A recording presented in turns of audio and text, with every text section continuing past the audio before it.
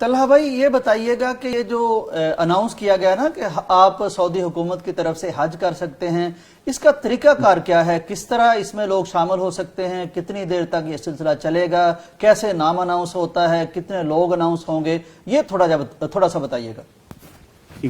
یہ ہے عمرے کے لیے، یہ عمرے 30 عمرہ جو ہے نا، فری عمرہ، شاہی عمرہ جو ہے یہ کروا رہے ہیں، اور ہر روز اکتوبر 1 سے یہ سٹارٹ ہوا ہے یہ کمپٹیشن۔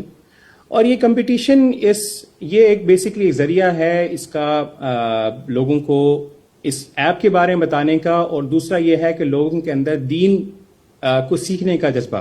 بنیادی طور پہ یہ جو گیم بنائی ہے انہوں نے، اس میں یہ ہے کہ آپ ایپ ڈاؤن لوڈ کریں اور اپنا اکاؤنٹ بنائیں۔ آپ اس کے اندر جو آئی ڈی ہے، آپ کوئی بھی اپنا آئی ڈی ڈال سکتے ہیں، اس میں ضروری نہیں ہے کہ آپ نے پاسپورٹ ہی ڈالنا ہے، اپنا آئی ڈی کارڈ سے بنا سکتے ہیں۔ بالکل جی، آئی ڈی کارڈ سے بالکل بنا سکتے ہیں آپ، اور آپ اکاؤنٹ بنائیں۔ اس کے بعد وہ آپ جو ہے وہ 4 ڈفرینٹ سیکشنز ہیں، اس کے اندر کوئی بھی ایک سیکشن آپ سلیکٹ کریں، اور اس کے اندر آپ جو ہے وہ آپ سے ایک سوال آپ کے سامنے آئے گا، آپ اس کا اپنے جواب دینا ہے۔ اگر آپ صحیح جواب دیتے ہیں اس کا، تو وہ آپ کو اس کے یہ جو ایک انہوں نے لکی ڈرا یا قرعہ اندازی بنایا، بالکل وہ اس کے اندر آپ شامل ہو جائیں گے۔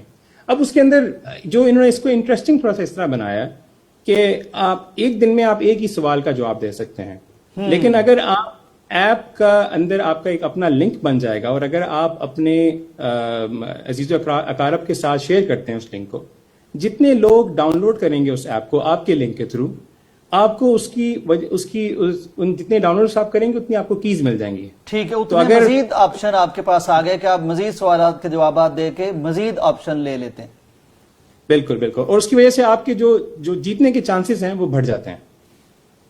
اس کے اندر کل بھی جو ہے وہ الحمدللہ پاکستان سے ہی میں دیکھ رہا تھا ان کے ٹویٹر اکاؤنٹ کے اندر کہ وہ جو ایکس اکاؤنٹ ہے، پاکستان سے ہی کوئی جیتے ہیں انشاءاللہ۔ تو اور ایسے ہی لگ رہا ہے کہ پاکستان جو ہے وہ سب سے زیادہ جو ہے نا وہ اس ٹائم ٹرینڈنگ پہ ہے، ماشاءاللہ ہر جگہ پہ اس کے بارے میں ڈسکشن ہو رہی ہے۔